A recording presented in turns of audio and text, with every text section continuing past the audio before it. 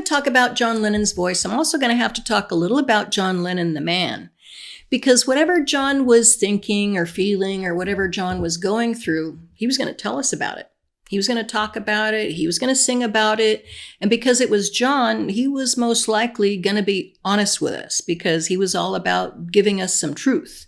He was all about putting it out there, better or for worse, warts and all. Here it is, guys. This is me. Like I'm up or down. I'm sideways. I'm back and forth. I'm all of this all at one time. This is me. And you know what? I don't know. Just like a kid, how he did that joke there on the command performance. He says just rattle your jewelry. He put himself out there. He was being vulnerable and jokey like a kid. He was charming everybody. He was taking a chance. He was breaking some norms, but because it was John and the way that he did it and his whole vibe is like, he got away with it. We believed him and he just kind of moved everything over a notch, okay? He changed the norms little by little, what people would accept. He just moved everything along little by little. I mean, to me, that's like John in a nutshell there. His voice, his willingness to push the envelope. I just love that. I really, really do. But it sometimes, obviously, John and his voice, got him into trouble. John up until, like 1966, he was changing everything. Him and the Beatles, they were changing everything. John led the way. I was the singer and the leader. We're going to go to the top, and everybody believed him. And that's exactly what happened. We're not going to sing this song. We're going to sing that song. And that's exactly what happened. So, and the world changed, music changed, everything changed. And everybody goes, oh, it's John Lennon. Oh, taking him seriously. He's right out in front. He's at the leading edge of everything.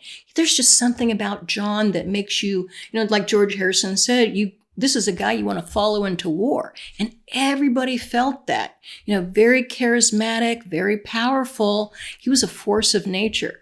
So there in 1966, when John says like the Beatles were bigger than Jesus, everybody goes, whoa, they couldn't believe it. It was frightening because they go, what is he going to do? What are the Beatles going to do now? It was a bit of a threat. They felt a little bit threatened in this way, even though John was, probably being jokey.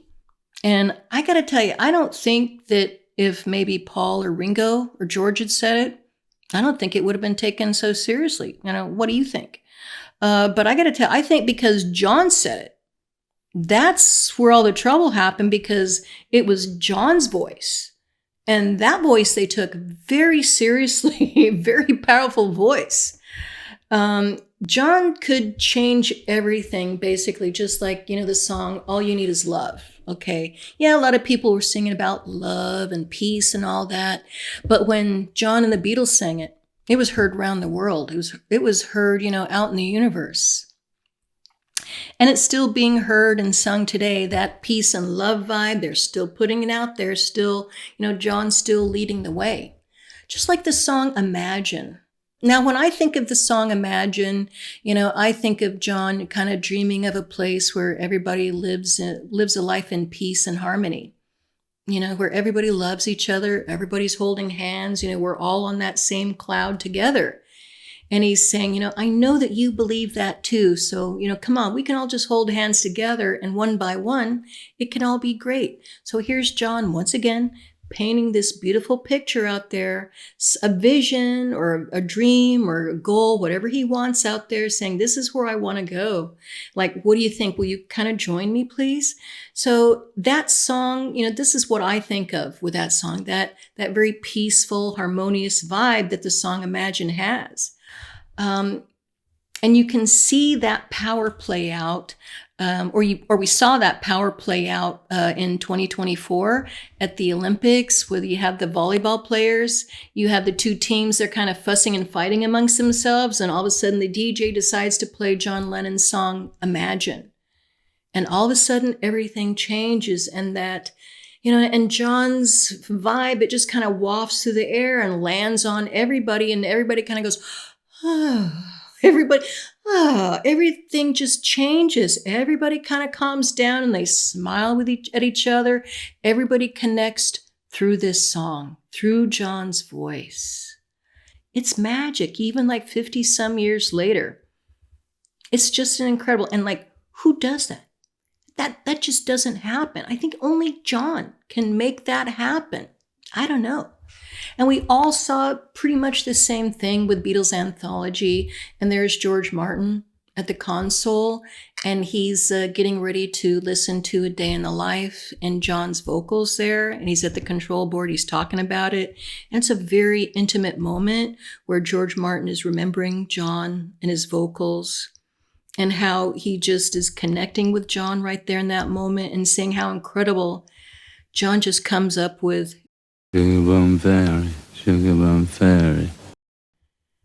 You know, and when George hears that, it takes him back in time, you know, and you're feeling it. And George says it's a spine-tingling moment right then and there. And that's the effect that John has on pretty much everybody. Everybody's paying attention, in my opinion.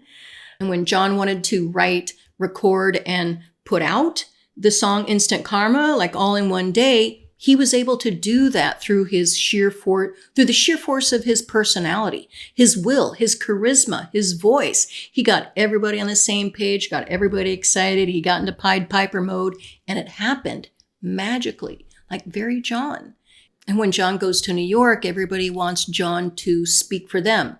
Everybody wants to use John's voice for their cause, and John gladly does so. He lifts up his voice, very powerful. He does make things change. He does make things happen. We have power to the people. We have all of that. We have that moment in time. And you can see him on screen, how powerful he is, how he's moving everybody, how he's getting everybody, you know, on that same page. There's just something electric about him, something magnetic. Again, like not everybody has. But after a while, he got into a little bit of, or maybe a lot of trouble, and he decided to just say, okay, I'm going to go back to my roots. I'm going to make it be about me and about what I want, and just kind of lay low here. And that's exactly what he did. And that was a good thing. And I'm very happy that things turned out okay for him, that he was able to, you know, accomplish a lot of things that were important to him there in the 70s. And he also did some demos there in the 70s that the Threedles in the 90s, they were able to turn into Beatles songs. Freeze a Bird, Real Love, and Now and Then. Because as George Harrison said, you know, that John Lennon's voice, you know, is something that we should cherish. I know it's true.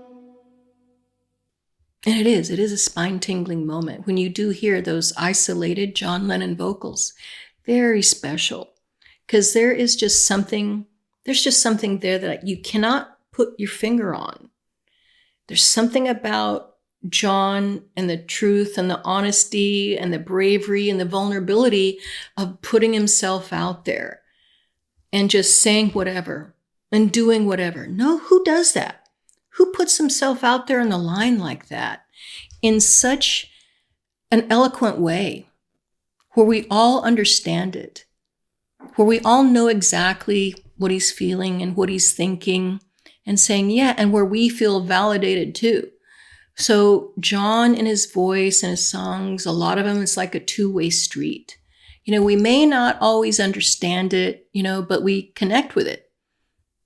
And he challenges us. And honestly, I got to say, I think that in a lot of ways, it's a very loving thing for John to do, is to give us that.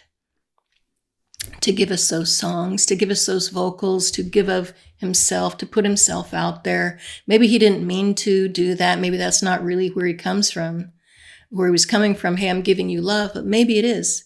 Because I come to think of it, I do remember listening. I just heard him do this interview from 1974, where he too believes in that, like what you get back is what you put out there.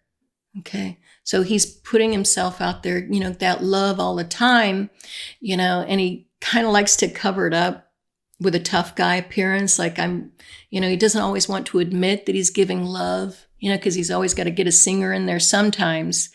But really, John was, I think, you know, giving us the love all the time. And I don't know if there's any more John Lennon vocals out there. Most likely there's not, but you just never know what's out there. And like Neil Aspinall said one time in a press conference, is there anything left? Does Yoko have anything in the bottom drawer anywhere, or is that it?